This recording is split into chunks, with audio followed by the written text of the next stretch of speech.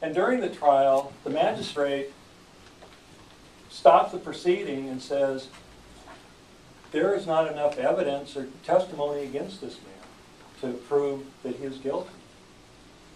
But the people insist even more, they grow more boisterous, that this man be put to death.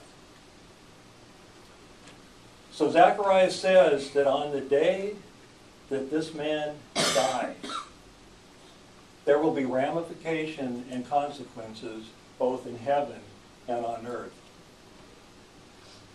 Now I'm sure the people that Zechariah was talking to must be thinking, who is this man? I mean, that the earth is going to be shaken by his death. Who is he? He must be very important.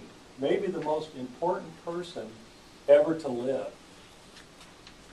And then Zechariah says something that has to even astound the people that are listening to him. He says that on the day of this man's death, the fountain will be open for all the inhabitants of Jerusalem to purify themselves. So what Zechariah is saying is that even though all the inhabitants of Jerusalem will be responsible for this man's death, no one, not one person, will be criminally liable. All that they are going to be asked to do is to ask God for forgiveness. Now we all know that bringing our sins to God and asking for forgiveness is a good thing.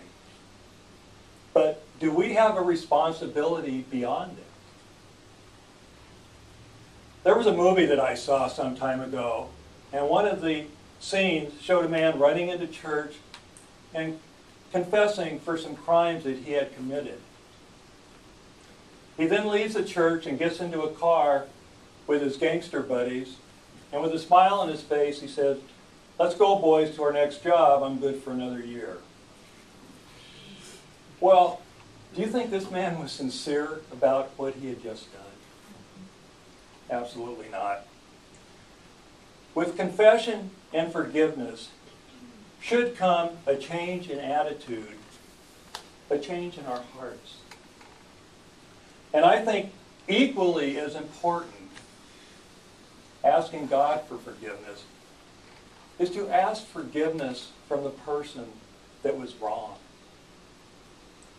To me, this is a lot harder thing to do than sitting anonymously in a confessional. When I was preparing the homily, I was thinking I would like to include a story, a message about forgiveness, something that would have an impact. But I didn't come up with anything right away that I felt comfortable with. So I decided to take a break, and I turned on the TV. And it went to the military channel, of all things, the military channel. And lo and behold, there was my story. It was about a man by the name of Desmond Doss. Has anybody ever heard that name? Desmond Doss. He was drafted into the Army in World War II. When he got to boot camp, he told his superiors that he was a conscientious objector, that his religion precluded him from taking another person's life. Well, that got out to all the men in boot camp, and all during boot camp, Desmond was ridiculed, put down, called awful names. Every day of his life in boot camp was living hell. These men said that if they were in combat together, they didn't want him anywhere near them. Well, after boot camp, the Army made Desmond a medic. Thus, he wouldn't have to carry a rifle. And as it turns out, Desmond did get into combat. And he went into combat with almost all the men that he had been in boot camp with. And the things that happened with Desmond on the islands of Guam and Okinawa became a thing of military legend. In one battle, many of the men were wounded or killed. Desmond, with utter disregard for his own safety, with bullets flying all around him, treated every one of the injured men and got them back to safety. On another occasion, Desmond had been shot and they were carrying him to the aid station in a litter, stretcher. And he saw a man, a soldier, that had been grievously wounded, shot in the chest, and his legs had been blown off. Desmond virtually rolled himself off the stretcher and treated that man because all the other soldiers were just walking by saying, this man's beyond hope. The man that Desmond treated, thanks to Desmond, lived to be almost 90 years old, raised 5 kids and lots of grandkids. On the island of Okinawa, his unit was getting ready to assault the Japanese emplacement. The unit commander waited over an hour to start the assault so Desmond could read his Bible and have his Bible study. During that assault, his unit did not lose a single man. A captured Japanese sniper said that during that battle, he had had Desmond in his sights 5 times. And each time he went to shoot his rifle, it misfired.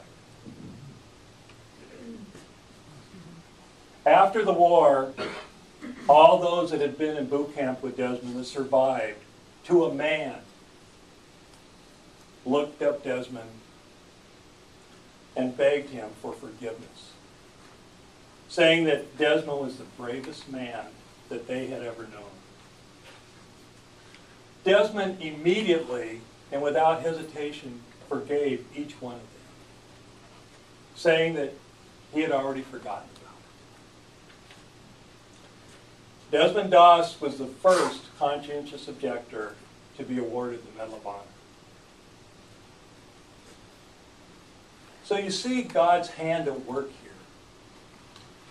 These men that spoke badly of Desmond, that abused him verbally,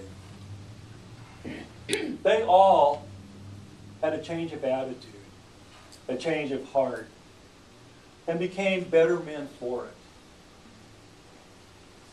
God gives us the opportunity to seek out and ask for forgiveness. But because we are human, it may take some time before we are emotionally or spiritually ready to do so. Every time that I come up to the altar to receive the body and blood of Christ, I think of what God said in the Scriptures. I will be merciful to all and forgive all, and their sins I will remember no more. So as we come up here today to receive, let us find it in our hearts to have that godlike quality of mercy and forgiveness towards others.